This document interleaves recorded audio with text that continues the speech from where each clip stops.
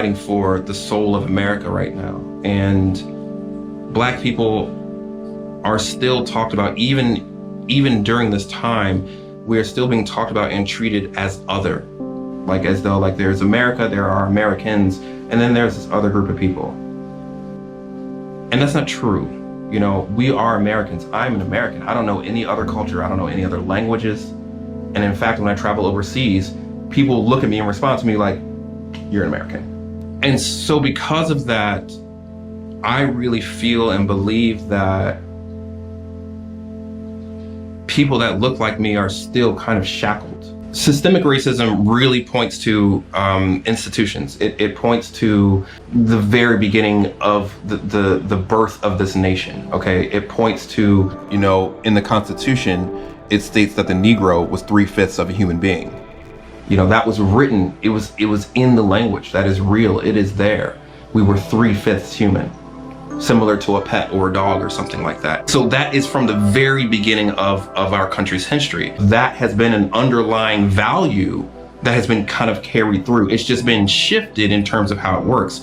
Okay, so now, you know, once the slaves were freed, we were no longer slaves. But that didn't change how people saw us. That didn't make us, in people's minds, just because we were no longer legally slaves, didn't automatically make us full human beings. We were still considered 3/5 of a human being in their minds. That's still how they viewed us, and therefore how they treated us.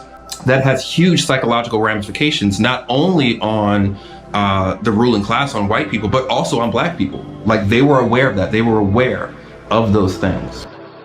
Yeah, yeah, yeah,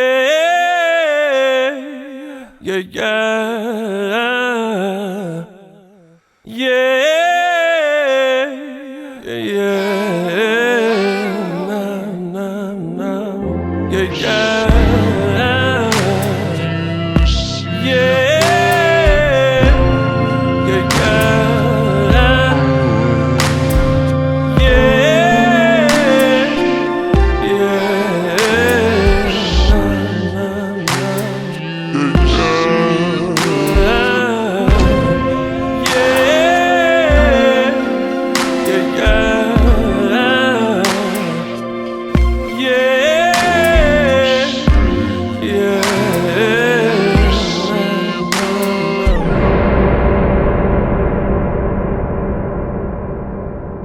I can remember being in high school with a humanities teacher, and we were talking about rights. We were talking about interactions with police officers and talking about, you know, so this is of course like in an educational format where they're just teaching you the rules of the society.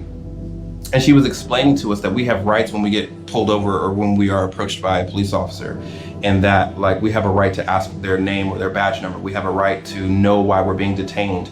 We have a right to, you know, these kinds of things, that there's this like due process of law. And no sooner as she finished going through all of our rights, she then immediately followed up with, but don't push back if a cop is accosting you, because it's not worth your life. Because you want to in that moment, you want to assert that you have a right to this or a right to that. Like immediately, like it was in the same breath, same conversation that she was just explaining all the rights that we had. She was like, but don't actually exercise those rights because it could lead to your death. So this was a Black teacher, okay, talking to a room full of Black students. She was one of my favorite teachers. She was just trying to protect us. She didn't want to see us on the news or hear that we were hurt or died, because she taught us our rights, and we went out there and decided we were gonna, you know, talk to, you know, tell these cops we have rights, and you know, she didn't want that. You know, she wanted us to be safe. But looking back on that now, I can see that is the conditioning us to let us know our place in society. You have rights, but that is not something that is taught to everyone.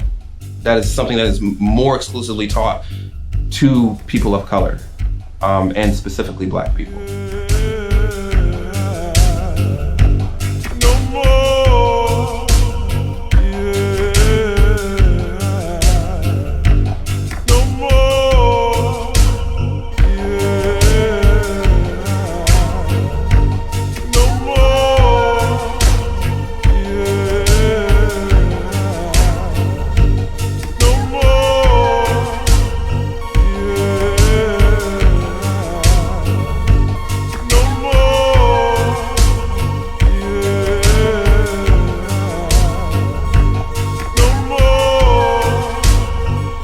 know that people have their cell phones out and they're getting footage of these protests, that the news is getting footage of the protests.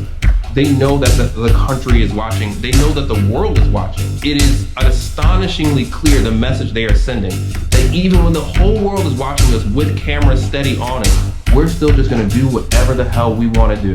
Because technically, there's a curfew in effect, right? So anyone that's out after 7 p.m., you're technically breaking the law, which means then they can just do whatever the hell they want to you without getting in trouble because you're wrong for being out of the house. Their job should always be to de-escalate. Always, always, always. And so I was infuriated this morning. And that's why I haven't been to sleep. My mind, my heart, my soul was just, was contorted and twisted. And I was tied in knots.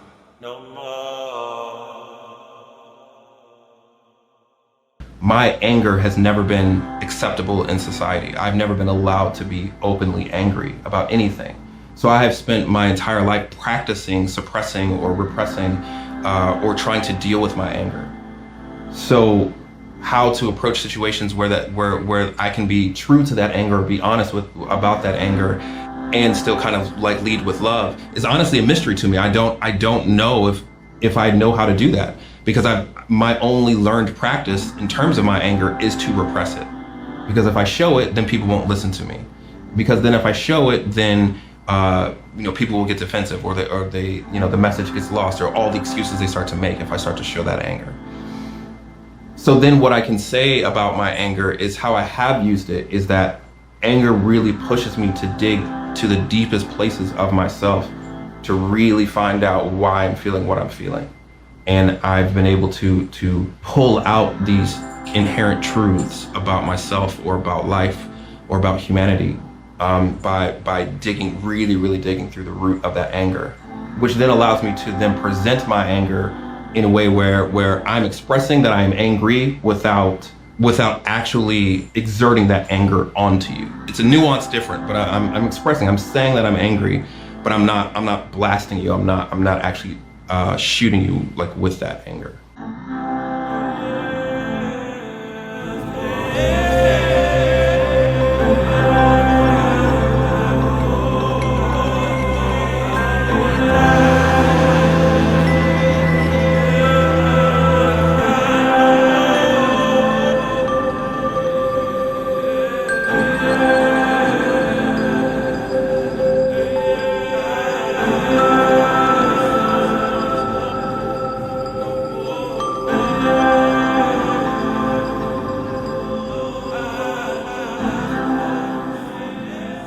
We are still somewhat bound, in this society.